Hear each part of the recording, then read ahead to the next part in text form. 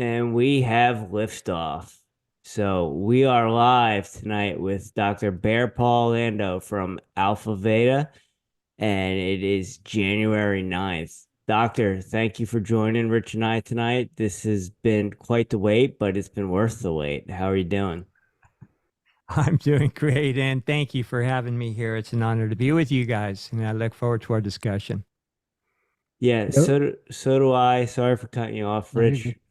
When we started trying to get this interview underway, it was in the summer, and that's when you guys were going through the fires up where you live. How has everything come back since then? What was that like for you? Everything's good if you understand the topography of our farm here. We're out in what's called the Six Rivers Wilderness area in the South Pacific Northwest, and probably one of the largest contiguous wilderness areas left in the country. And so we're in our own little river valley here. It's very remote. We're off grid. And the fires were getting precariously close to us last year, but didn't quite make it over the ridge. But that can change in a moment. So we were on evacuation on and off for, well over a month. So everything stayed nice and green here and didn't get us. So there's nothing to grow back, and it's plenty wet now. We're in our winter monsoon season, and the parts just over the ridge that got torched, uh, they'll come back someday, but it's still a gorgeous area, even in some of those spots.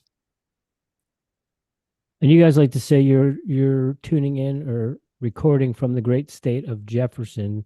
So for our listeners that might not be familiar with that concept, could you maybe go into that a little bit real quick?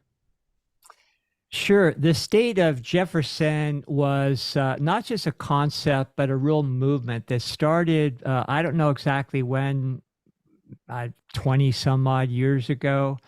And it was an alliance between Northern Californians, Southern Oregon, and even reaching into some parts of Western Idaho. And it's about people that understand that there has been a coup in the United States of America. And we just basically are telling folks that no, we don't comply, and we are stating our sovereignty from the corporate US construct, because it's just a construct. It doesn't even exist. So that in a nutshell is what the state of Jefferson is. It's really not a formal movement at this point, but if you're up here, you will get wind of a lot of groups that are all at this point coalescing in order to expatriate from the US Inc. And there's other movements underfoot. One is New California State, which I've been part of since its inception.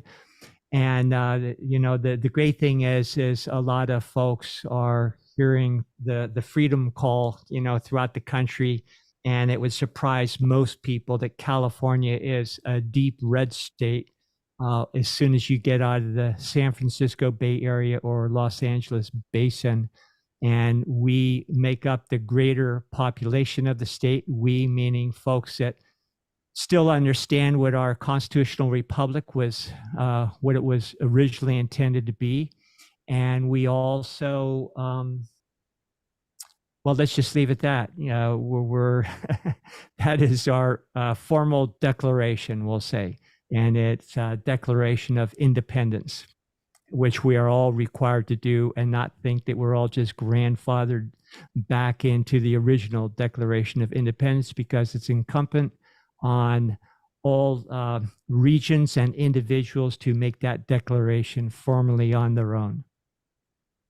Amen. Yeah, and hearing you say that it's just a construct and it doesn't exist and it's in your mind and what they tell you to believe is such a freeing thought. And you have to have you have to be a smart person who's an independent thinker. And I'm sure we'll get into that with a lot of your practices as well. That's why I'm really excited to have this conversation.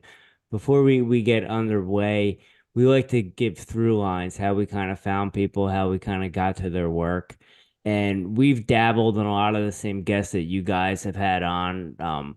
We've had Marty Leeds on the podcast. We've had Jim Gale on the podcast. We had Campbell on the podcast, and we've also talked to Sam Tripoli. So that's kind of how we got to the table. I'm not 100% sure which one of those guys we found you from, but that said, when I started diving deep into your work, we found out that you were an athlete, and that's what kind of brought you to the game. I wanted to get into health and wellness, and that's what brought us to the game as well. We were raised athletes, and minute I found that out, started diving into Alpha Veda and what you guys do, and it's mind body. I'm like, Rich, this is our guy.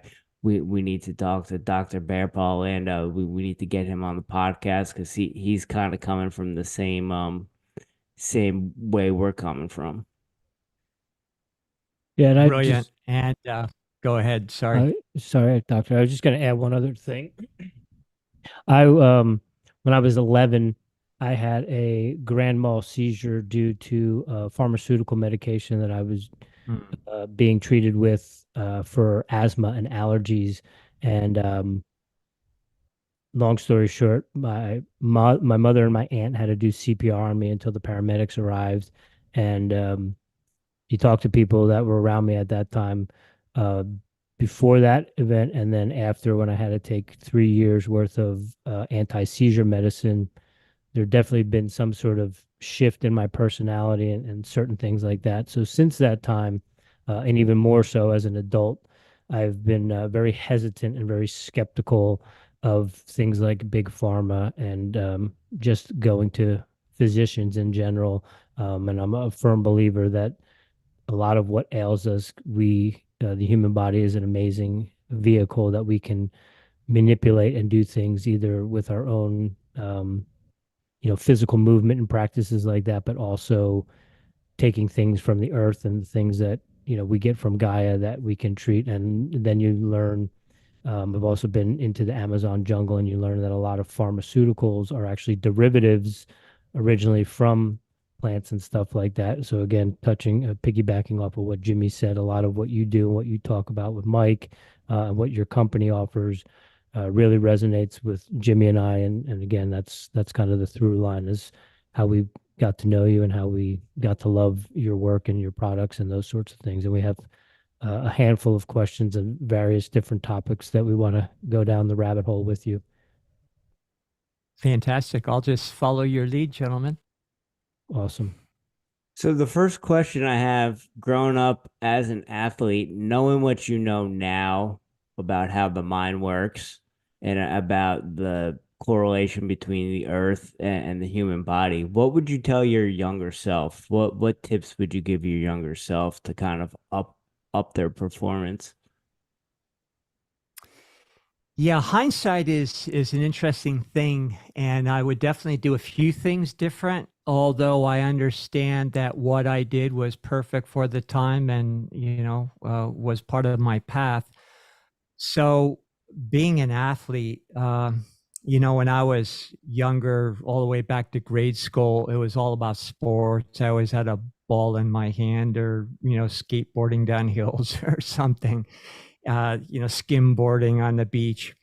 And in high school, I played three sports and had a chance to move on with a couple different ones.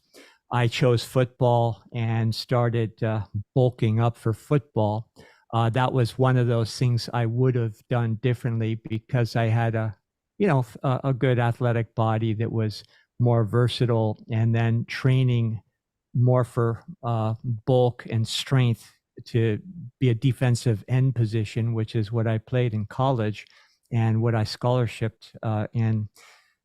It basically morphed my body into a state where I wasn't as good at other things I used to be good at, although I was more specialized for, what was paying the bills at the time.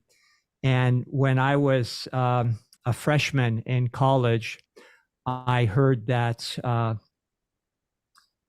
the trainer was giving out little blue pills that make you big and strong. And of course, I was away from, home for the first time. I was 17 when the end of the summer when I reported to my first college football camp. It was in the old Pacific 8 League, it was now the Pac-12, on the Pacific Coast.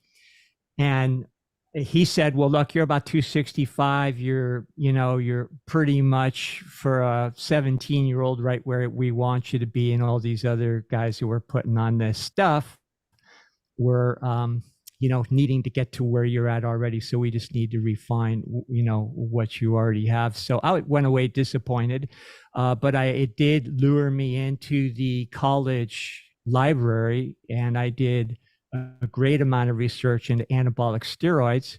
And after which I was greatly relieved that I didn't go down that road in the first place. And that itself led me into greater experimentation with my own body as far as how to get big and strong and fast at the same time without using sports enhancing performance drugs.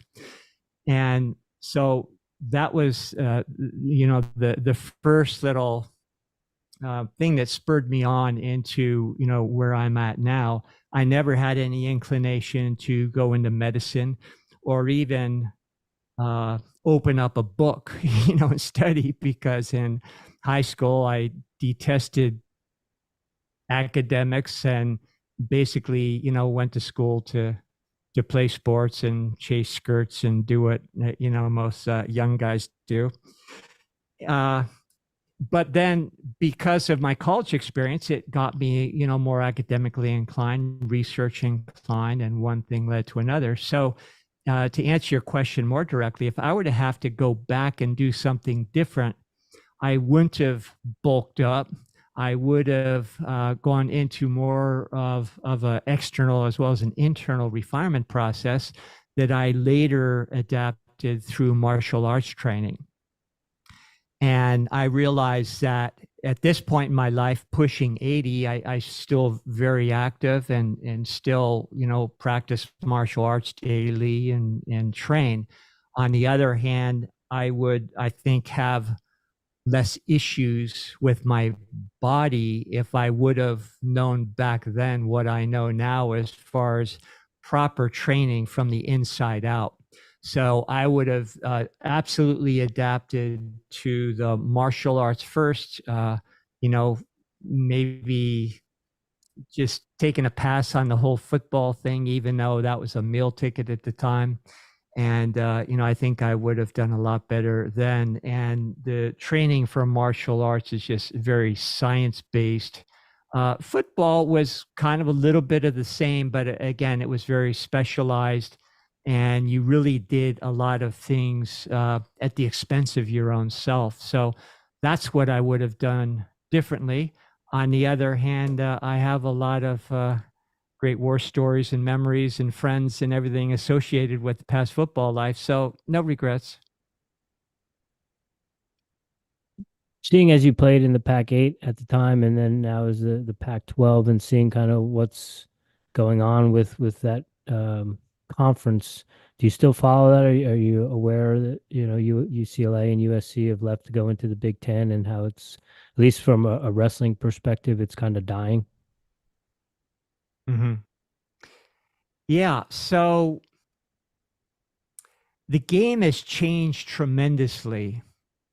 College now, of course, you can make some money. I don't have any problem with that because we were just basically slave labor, making a lot of money for the university and getting back then under the table payments. And of course, you don't want to talk about that. But I played at a more fun time. It was more outlaw.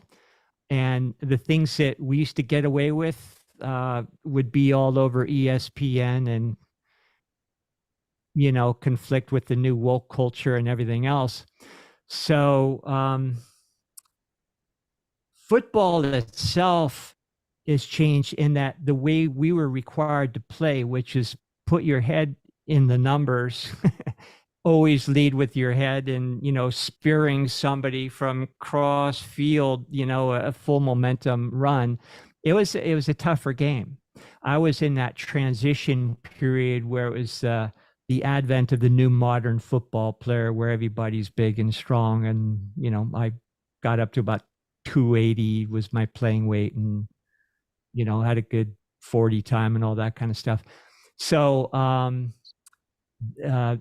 the way I had to play in order to not get chewed out by my coaches would have drawn a flag on every single play if we played that these days. So my feeling is that uh, football, yeah, it might as well make it flag football at this time, because I think the game's ruined. It's when I was playing, you had to, even if you're a good player, and I had some stuff going on that could have made the possibility of moving on, but my life was going in a different direction. But still, if you got a pretty good contract back then, you still had to get a job, when your NFL days were over, and earn a living. Whereas now we have people that are of questionable talent, even some of them, and are making millions every single year, and complaining about it at the same time. So yeah, I'm not a big fan of the NFL at this point. It's a corporate structure, and the commissioner and everybody included, they're just at best corporate ladder climbers, and at worst they're mouthpieces to keep the narrative for the larger coup that we're alluding to take place and take hold. So, and it's like that in every facet of sports, and especially the whole woke culture. If you could have walked into one of our locker rooms back in the day, we're, guys from Tonga, East LA, I mean, you had every, subgroup represented, and we all got along famously. There was no such thing as skin color. If you wanted to bust somebody's balls in a locker room, you did it. Everybody thought it was hilarious. There was racial jokes. It was, and both sides just gave it to each other. And we're to this day lifelong friends, most of us. So it was a good time. And I think that's the part that's gotten ruined, especially because, and I don't want to sound just like an old fart talking about the good old days, but I'm just saying this is my experience. There is no issue as far as race or anything else, and all those issues that have escalated since are all created. And unfortunately, some of the young college athletes really believe a lot of the narrative, and perpetuate it because of that, and they don't realize that they're really missing out on a lot of good times, good friends, and they could use their platforms in sports to do a lot of good rather than just to perpetuate division, which is what it's all about these days. Yeah. Well, I didn't think we were going to get into the NFL or pop culture, but since we're talking about it, I want to ask you a question as a man with some really sage wisdom. Do you have time in your life for whether it be film or whether it be entertainment or watching NFL, or do you find that as a distraction and a tool of the matrix to distract us from what we're put here to be, that connection with the earth? Because I went through 2 years where I was heavy into grounding, sun gazing, and kind of turning everything off around me, and getting, as we like to say, woo woo or metaphysical. And after I graduated college in May, I'm kind of, trying to get a job in the media industry, and I'm, getting back to staying up late with the lights on and watching some stuff, so I do some research. I'm just curious how you dabble with that in your life. Yeah, I absolutely don't have time to be a fan of any type. I do admit to occasionally tuning in here and there selectively during playoff times. And especially now, since I have friends that are NFL coaches, uh, people that I grew up with, played on all-star games, with them and everything. So if I see they're in the playoffs, and I know some people, I kind of tune in for the heck of it, but I can't sit there and watch a whole game. Who has time for that? And also it's kind of offensive if you want to watch any kind of sports event. The advertisements are especially egregious to uh, to your intelligence, and I can't handle that. And the rest of your question, how do I handle the internet and so forth? Well, we're in a very opportune situation here in that I'm off grid.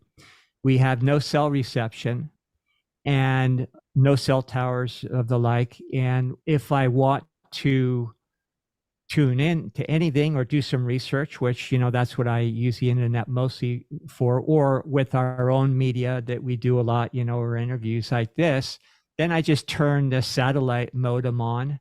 And then the rest of the time, if I don't need it, if I'm out, usually just working outside on the farm, then it's off. And especially nighttime hours, if we're just kind of relaxing at home, we'll usually turn it off by about 8 o'clock or so and just read books. And the same thing in the morning, wake up and read, just kind of ease into the day that way. And we don't turn on the internet until we have to about mid morning. And I realize not everybody can do that, because not only do you not from all that, because every time you just link onto your particular uh, address, you've got about 5,000 others that you're staring at with all, password protected. So we don't have that. And I feel very blessed to be in the situation we're in. But for the folks that don't have that luxury, there's solution for them as well. Yeah, let's get into those solutions. I'm curious, how do they take to outsiders in your area? Because I've been looking for a place where I don't have to look at cell phone towers or have ringing in my ears. So I might, although I lived in Southern California and didn't, I was not very into it. I think I could get down with that NorCal lifestyle. Yeah, we're about as NorCal as you can get. We're on the Oregon border, and between the two areas, here in Southern Oregon, just a lot of good folks. Now, in my particular neighborhood, there's maybe a dozen of us spread out, and we all have large acreage, and we're all surrounded by wilderness, so we all know of each other. We occasionally mingle. On the other hand, there's just not too many homesteads up here, and it's a really nice area too. It's kind of upper end, it's not country funky with old cars rotting on the landscape. It's just beautiful, beautiful area, and people take pride in where they live and really take care of things. So if you were to move into this area, if a house, which every so often comes up for sale, not too often, people would welcome you, and they get to know you. And usually people that adapt this lifestyle are not the typical urban dwellers. Mike, who's my partner that we brought on in the business, he came from Southern California culture, but he was like yourself, looking to escape. So he just kind of slid right in and fit right in with no problem, but still, a bit of a learning curve when you're getting into a new lifestyle. Now he's over a couple ridges and not completely off grid, so it's not as labor intensive a lifestyle, but still you'll find people in this area very welcoming. As long as you don't come in and start telling people what to do, then you're going to get your ass kicked real quick. I'm not looking to tell anyone what to do. I don't want anyone telling me what to do either. Yeah. And that's the kind of people you have up here. You leave me alone, I'll leave you alone. If you need some help, I'll be the first one there. Awesome. That's how it should be. So you brought up spending time in your garden, and you make your own medicines for your practice, and we watched the documentary Magical Land, and you became a plant alchemist for your practice. Go into some of the stuff you guys make, and how you became a plant alchemist. Sure.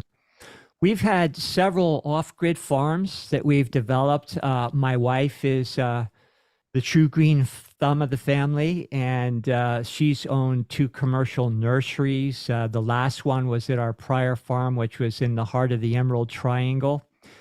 So a lot of talented growers, by the way, not just with weed, even though that's what they focus on. But of course, the state screwed all that up by legalizing things. So uh, anyway, yeah, we were in the heart of all that. And while they were growing what they were growing, I was trying to convince some of them to diversify a little bit because I could see the market was saturated and they were growing themselves out of a business. So right in the heart of that, I had a farm where I was growing medicinal herbs of a different type, and trying to teach them that they might have more longevity in the farming business if they weren't trying to bank on one cash crop. So my years in practice really required me to get good at my trade, and I did a lot of cross training. I did different schools and all that kind of stuff you can read about in my bio. But because of the way I practice, I also needed high level remedies, plant medicines and so forth. And that's why I first learned about spagyric medicines, which is more of an advanced, complete herbal type of medicine, which we could talk days about. And so I would, because I didn't have time in a busy practice then, I relied on European outlets that were from the old, original schools of spagyricism, and still putting out really high level spagyrics and making them available only to physicians like myself. So I got to know a lot about how these different medicines work, and that led me to further research where I got into alchemical studies and really got into the mindset of these iconic figures from 1600s, 1700s. And they all admonished anybody endeavoring plant medicine to grow their own herbs, because you can't possibly learn plant medicine unless you start with actual farming and follow what you're growing all the way through the stages of propagating, planting, harvesting, preparing, and then finally taking things into the lab. So for maybe the last 25 years, I've always had a spagyrics lab. And spagyrics, for people that have not heard that term, it's a Greek word that simply means to take apart and put back together. And that's a whole story what that means to herbal medicine. So I really began my education once I began farming. And when I did that, I was still practicing. So it became more of a complete science to me. And I'm at a point now, even though I've retired my clinics and I'm not in a formal practice, I still do a lot of consulting and making of products. And the spagyrics lab that I have right out in the next building here, that is where I make those things. And spagyric medicines take a long time to produce. It's not like just throwing some stuff in alcohol and letting it sit and then filtering it out.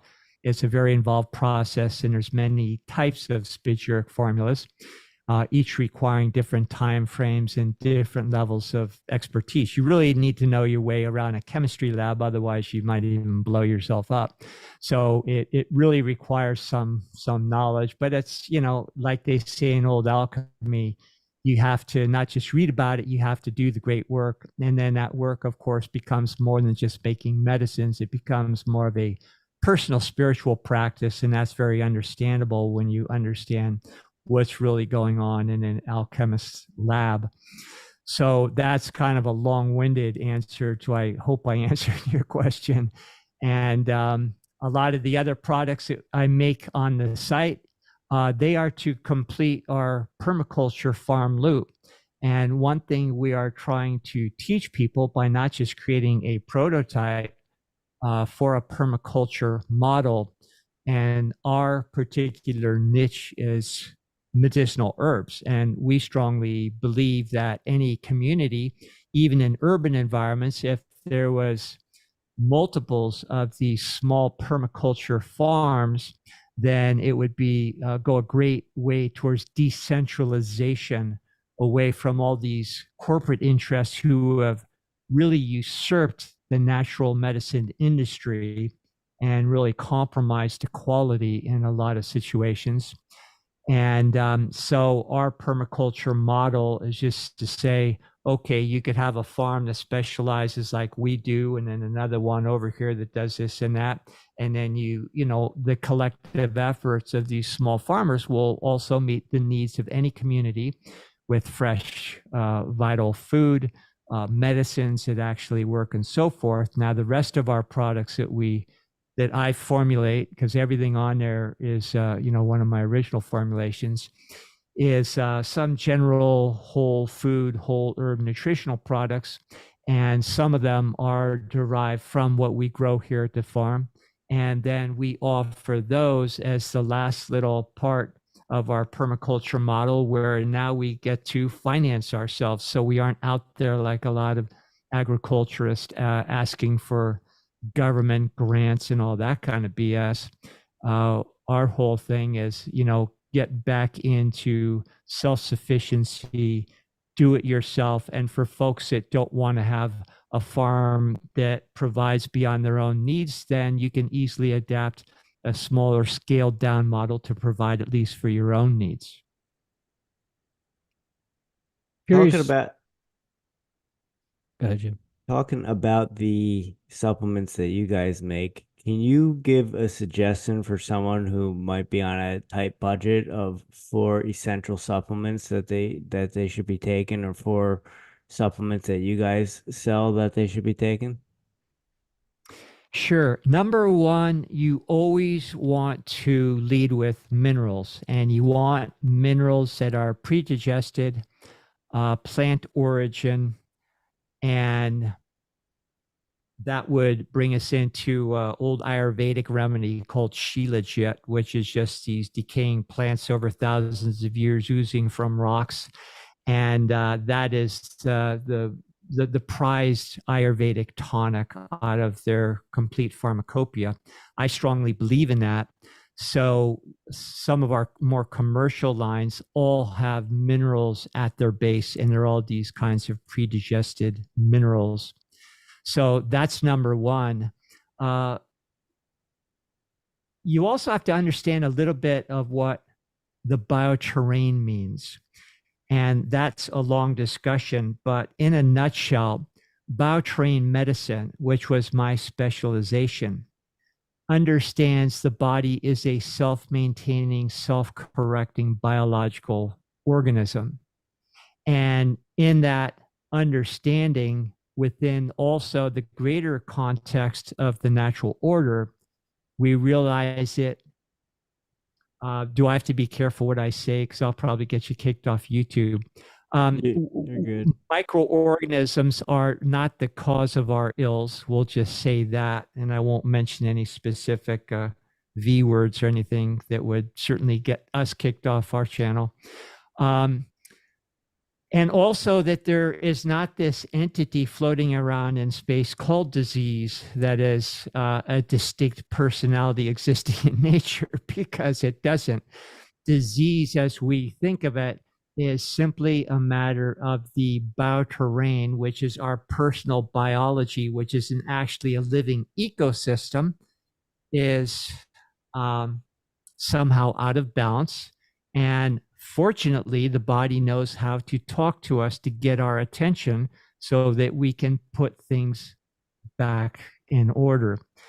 So with that said, bioterrain medicine means, okay, you want to mineralize because the mineral elements are the metallic conduits for the resonance that is picked up by our body from the larger realm.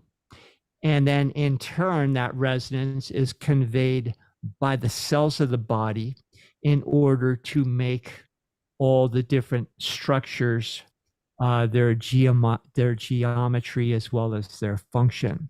So minerals are key. You also want a clean ecosystem as well. And as we walk around in today's compromised environment, including getting sprayed like bugs on the ground with chemtrails and everything, it's really important to keep that stuff moving through us. You don't want to get obsessive about it, because then your consciousness will create a magnetic attraction to what you don't want. So it's this artistry or a fine balance between awareness, taking care of business, but not obsessing over it at the same time. And you won't obsess when you understand your bioterrain is absolutely miraculous. And on top of it, it is following every dictate that you yourself put forth to it through your thoughts and feelings, which is why we don't want to get obsessive.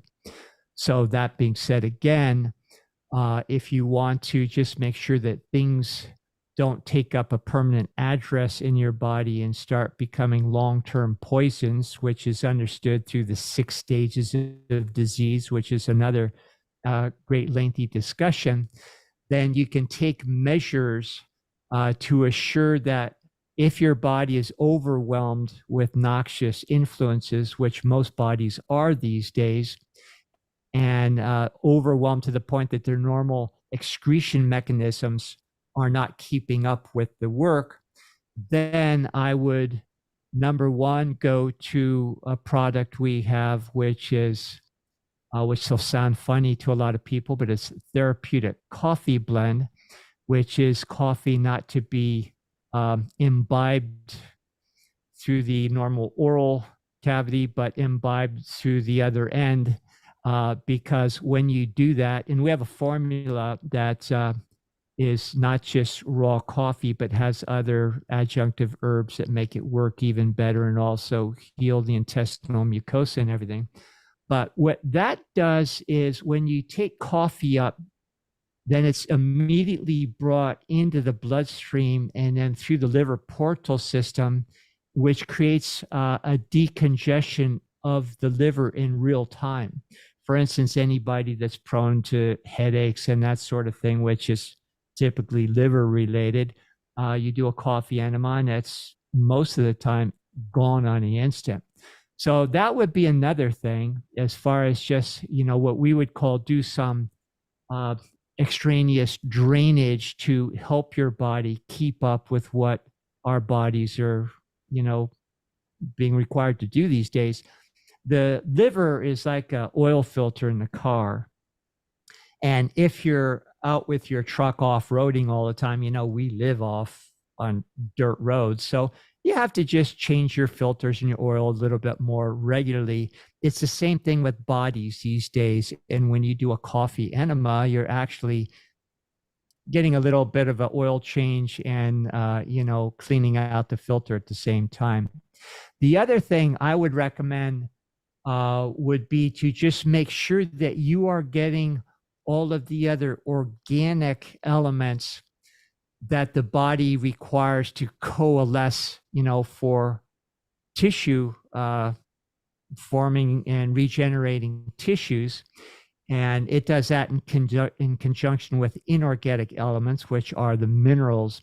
So plant medicines are great. And I do not believe in biohacking.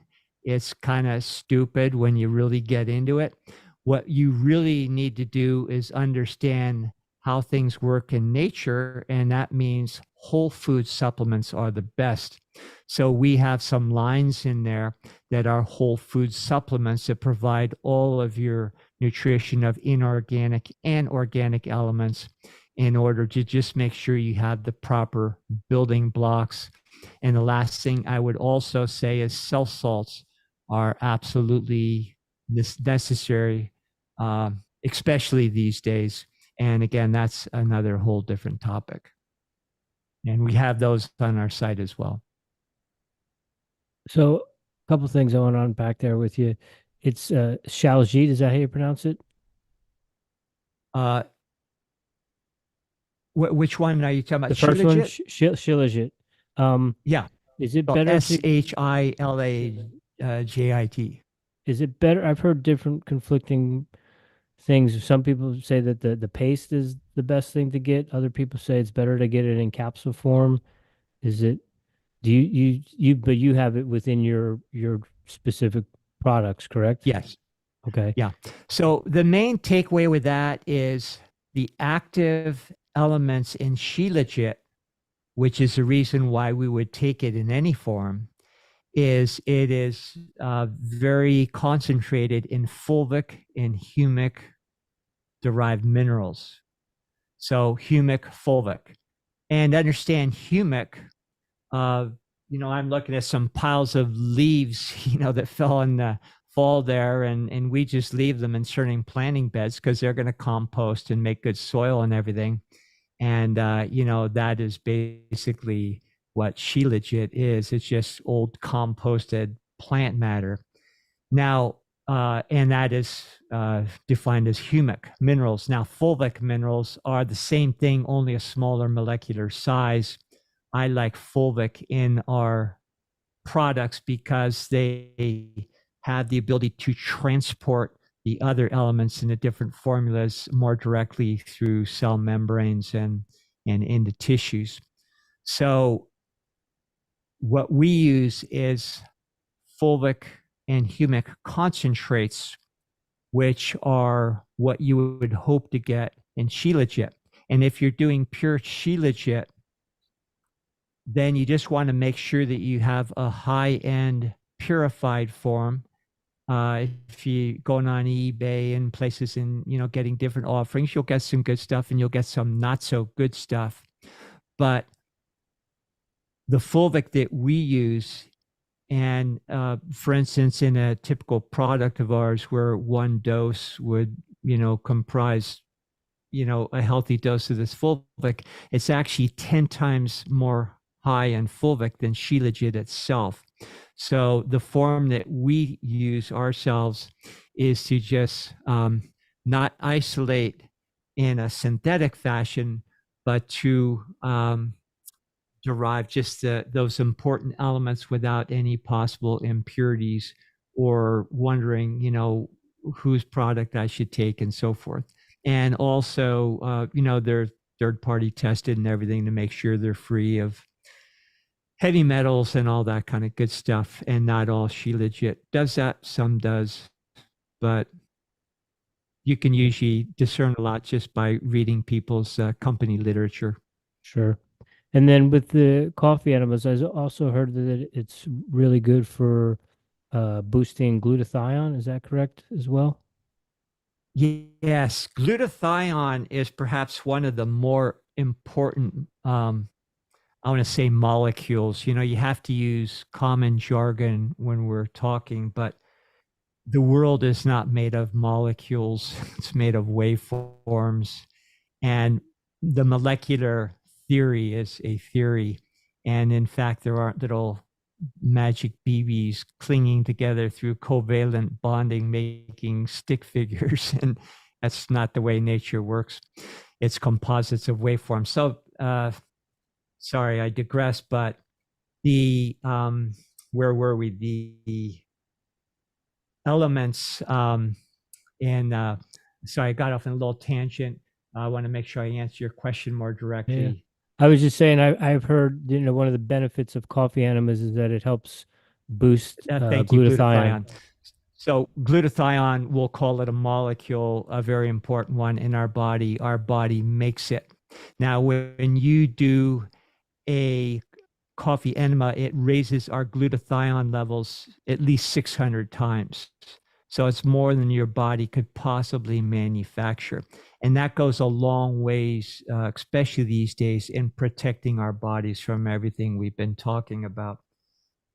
Coffee enemas were developed during the war theaters, the First World War and World War II, as nurses on the battlefield found, and don't ask me whoever thought of doing this first, but they found when they're short of medical supplies like morphine, they could give a coffee enema to somebody who is in great pain or dismemberment, and it would greatly cut down on the pain. And that's how they originated. And now that a lot of research has been done since, and leading into it becoming a popular modality, growing in popularity in the alternative communities, which we're mainstream, by the way. We aren't alternative. The other folks are the alternatives, but again, we have to use words that understand most people understand. And what is your recommended in terms of the protocol for that? Is it like a weekly thing, a monthly thing, a quarterly thing, or is it as needed? Great variation, uh, which is determined by a person's situation. There's a clinic that was started by Dr. Gersten from Germany a few decades back. It still exists, and it's being operated by his daughter, called the Gersten Clinic, cleverly. And what they do is they take in people mostly with cancers, and they have different protocols. And part of their protocols involve coffee enemas. They do 5 a day. Now, in my practice, I saw similar types of people. And for them, because we were outrunning conditions already in motion, we did daily multiples for a while until we could test and find that it wasn't necessary anymore. Back then, I would still recommend people doing one weekly enema. And that was typically all that was necessary if you were otherwise fairly healthy. But it just, assured that you were maintaining and that your liver was always just nice and squeaky clean and, not falling behind. Because of what we're facing these days, I would recommend, again, this is not medical advice and all that kind of BS, but it's about keeping up with what we're now facing. So I'd say 2 to 3 a week possibly might not be a bad idea. And isn't it interesting that everything we say in the public with a capital P is requires disclaimers, either to alert people that I'm not one of those, or to alert agencies that we're being good, compliant little slaves. And the main agency that oversees the health industry, the Food and Death Administration, if you look at their history, was actually started by the Communist Party in the 40s. And they were also the agency that put to death people like Wilhelm Reich, who was one of many folks who knew how to put the body back into a regenerative mode so it could heal itself in the first place. And so this agency that we're still paying homage to and jumping through loops, if you're in my kind of business, or hoops, is somehow calling the shots, and they are a foreign unelected party started by literally communists that were already infiltrating our government back in the 40s. So sorry about the tangent, but it's true.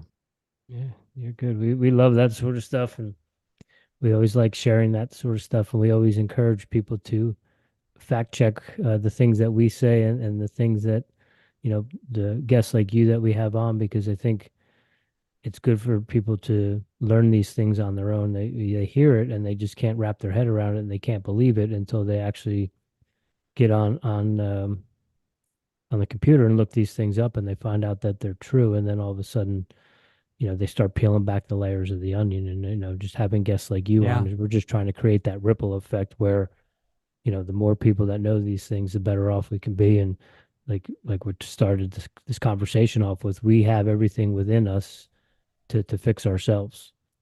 We just have to And maybe because research a little. and because of our collective efforts, just all these little, we have our little podcast, you have yours, we're collectively kicking the crap out of the legacy media. They're losing big time. They can't keep up. They just have to keep saying stupider things, which makes them even more transparent, which brings more people over to listen to podcasts like yours. A good book to read on my last comments were Dr. DeMaio's books on orgone and Wilhelm Reich. And in volume 1, he gives a really good verified accounting of the origins of the FDA. And that's not the only place, but that's a good place where people might go to do some fact checking. Thank you. Thank you for sharing. Another question about a couple products. One that really fascinates me, and I've been digging into a lot with different toothpaste and tooth powders and stuff, is the remineralization of teeth and teeth enamel. I was wondering if you could maybe talk about that product. And the other one that Jimmy and I have dabbled with, and we actually had Ken on from C60 Purple Powers, the carbon 60, All right. 60 oil, and I'm fascinated by the one with the black seed oil as well too. Oh, right. Okay. So first off, we have our tooth serum, we call it. And I started making that available by request. In fact, all my products originated by request because I began in my clinic days putting together different custom blends for people that needed a nutritional foundation and so forth and other things. And then it just kind of morphed into today, many years later. So the therapeutic tooth serum was originally stimulated by some dentists that I was put in touch with, who taught me that teeth are living tissue, something that should be obvious to all of us, but that they can heal themselves just like any other tissue in the body. And because of dental caries, it usually creates pain, which we run to the dentist and then they do the drill and fill. And unfortunately, just like somebody trying to cut a growth out of your body, they, take out 3/4 of your body just to make sure they have clean margins. A dentist does the same thing. And by drilling to that extent, it ruins the integrity of the tooth. Then they throw and stuff. And if you're lucky to grow up, when I grew up, you had silver amalgams with a good dose of mercury put in each one. And the dose of mercury in every silver amalgam would be enough for the EPA to declare a 10-acre lake polluted and condemned if it had that much mercury in it. But of course, a brilliant dentist said, "Oh, don't worry, it's in your mouth. It's not going to go anywhere." I guess they forgot the half-life concept that they learned in high school chemistry. Another story. So the therapeutic tooth serum is stuff that I started making for my own family originally, and then it caught on with clients. And what it is, it's mineralized water that has added mineral elements, marine pearl powder, and different kinds of sea salts and things that will also be very healing and soothing to the other oral tissues, not just hard enamel. And it's got 9 different a complex of 9 different essential oils, along with the mineralization elements, in order to remineralize teeth.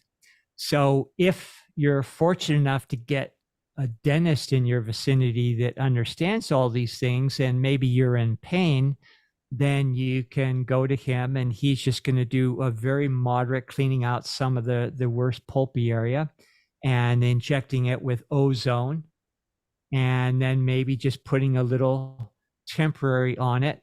A few months later, go in, open it up, put some more ozone in there, and then also use the tooth serum that is going to work from the outside in, and these things are absorbed.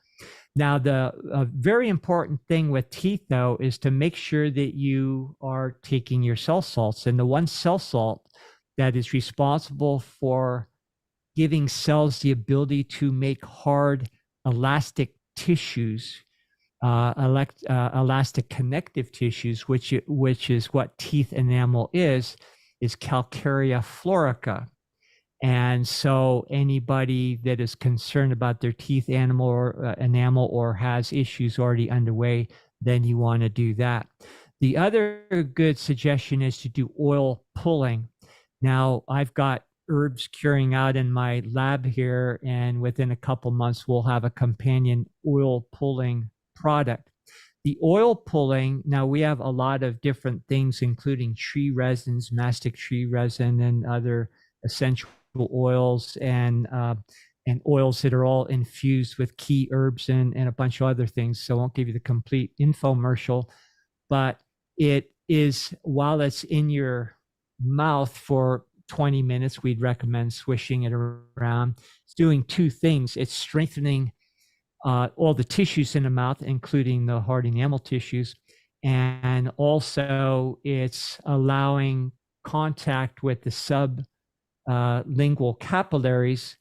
And every minute, every drop of the blood in your body goes through those capillaries. And because they're very thin and transparent, the elements in the oil, just like an oil filter again, come in contact with those capillaries and draw out impurities that are circulating in your bloodstream. So it's another great way to do a systemic detoxification, like a coffee enema, while at the same time improving your oral hygiene and the integrity of all the tissues involved. So that's our tooth serum, our new oil pulling, and then also really everybody needs to be educated on the 12 tissue or cell salts, because the number one cause of what we think of as disease is a deficiency of one or more of these 12 cell salts. Fascinating. Thank you. Dr. Landau, we could talk to you all night, and I could sit under your learning tree and listen to you all night. We want to be super respectful of your time. We have 4 questions we ask all our guests at the end of every podcast. We call them the final 4. The first one I got for you is, are you a coffee drinker? Occasionally. I don't do that well with coffee. It's just me. I'm kind of run on high idle by myself. If I were to have a straight cup of coffee, forget about it. I'm ruined for the rest of the day. It's too jittery for me. However, if you take that coffee, which I'll occasionally do, and make a blender drink with oil, which is the old bulletproof method, then a couple things are going to happen. It's going to have more of a time release effect relative to the caffeine. It's also going to reset your metabolism in a healthy way. And if I'm not a proponent of trendy things, but the prevailing trend now is the big keto thing. So if you want to do that, and there's some efficacy to it, I would avoid doing that long term, because burning fats exclusively is not a long-term healthy thing, although you can derive benefits in the short term. You always have to listen to your body, change things up. So when I do have coffee occasionally, it's mixed with oil, and to get all the good effects without the side effects. I still have to watch it with that.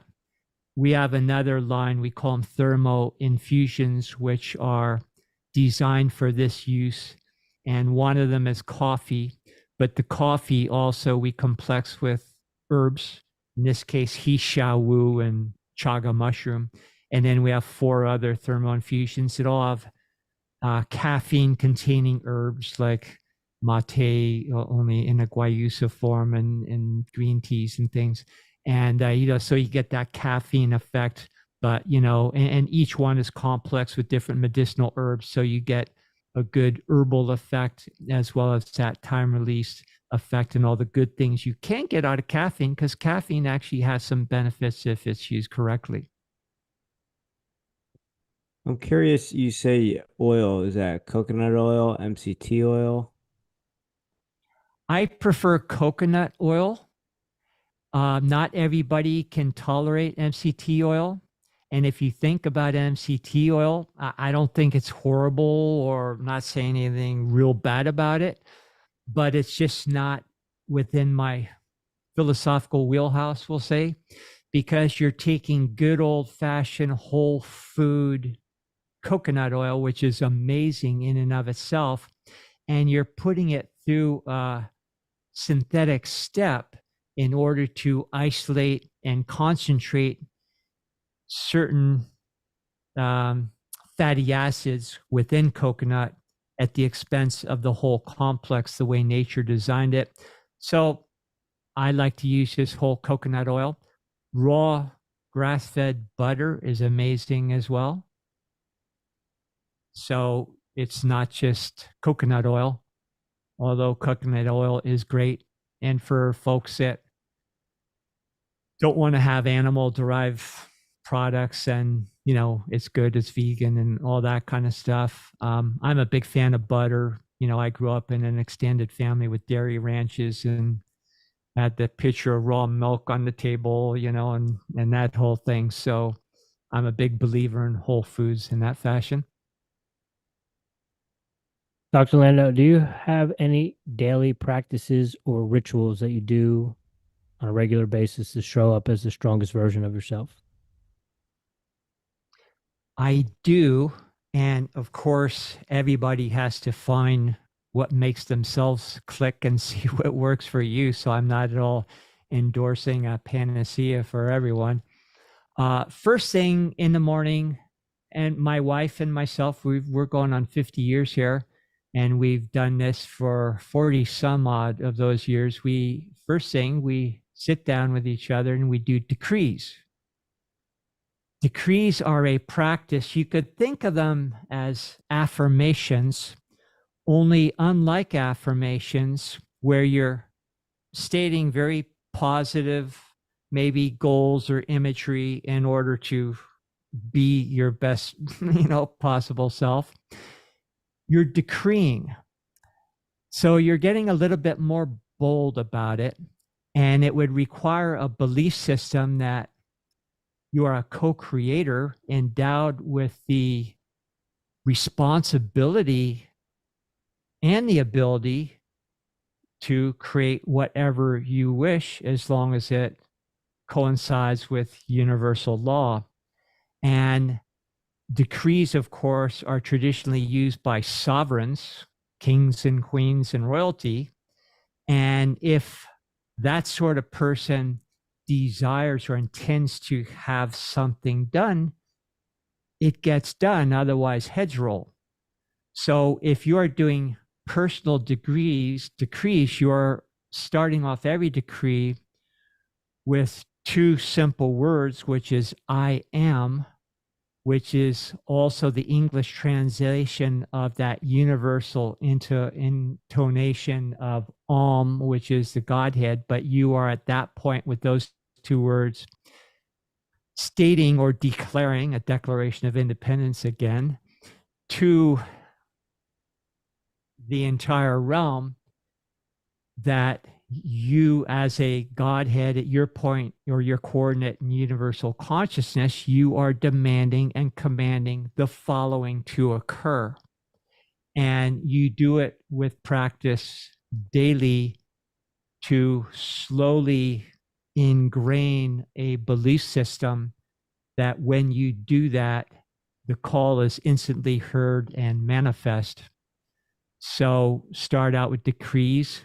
And then, depending on the day, I'll do some physical exercise, always followed by my martial arts practices, which are very much internal, but they do require physical movements. And, while you're doing the internal practices. So that's my daily thing. And I'd say the most important thing out of everything is every single day try to have some fun. That's why I always made a big thing out of, even in my busiest practice days, getting out and surfing every day, and walking the dog and having family time, and just, we're not here for anything else other than for self-realization and to have fun while we're doing it. Amen. Amen. I gotta get on some of those decrees. I read my gratitudes down, but I think I'm gonna throw that in my toolbox in the morning. So thank you for sharing that. What are you listening to right now? Music, podcasts, audiobooks? Are you reading anything? Always reading a lot. Reading's one of my favorite things. And I tend to read things that are more uh, technical elaborations of all the things that I'm involved with, and everything from making medicine, growing things, and so forth. I don't, I used to spend a lot more time downloading podcasts and listening to them throughout the day with headphones and things. And I think that's fantastic. I don't really do that anymore. So I'm more into just reading. Um, as far as what kind of music, I'm almost embarrassed to say, but I'm a product of the old, past generations. So I still love rock and roll, and depending on the mood that I'm in, I'll throw in a lot of classical music, which I enjoy equally. But yeah, I'll vacillate between AC/DC and Bach. So that's kind of it. All right. Is do you have any belief in terms of like when you're working in the garden and stuff like that, that the music that you're listening to or the music that's playing can have an impact on the plants in the garden and stuff like that? Definitely. I prefer just to be silent in the garden. We never bring any electronics or music out to the garden. Probably definitely wouldn't have them listening to Thunderstruck or something like that. It would be classical music if if I did anything at all. But we like silence. Yeah, and you really get the hang of how wonderful silence sounds. And you start to hear between the cracks. And you also start to get in touch with the fact that there are two sides to each of our sensory organs, and we're only using half of that. And when you start integrating both polarities of every sensory organ, uh, really special things start to occur. Yeah, I used to run long distances with my headphones in and stuff, but now I rarely do that if ever because I like to be when I'm out in nature to be one to be aware of my surroundings, but also just to kind of helps me tune in a little bit more to my body and also just listen to nature and that sort of stuff. So I wholeheartedly Yeah, agree with you there. exactly. In the old days where we'd go in and into the gym, and doing heavy squats and stuff like that, we'd definitely crank up the music just to get jacked, because it was, workouts were more adrenaline dependent. And going back to your very first question, the thing I would do over again in my training and practices is to remove the adrenaline and tap into a different part of the system and operate from there instead. Yeah, definitely. Doctor, last one we have for you. Do you have a guilty pleasure or guilty pleasures?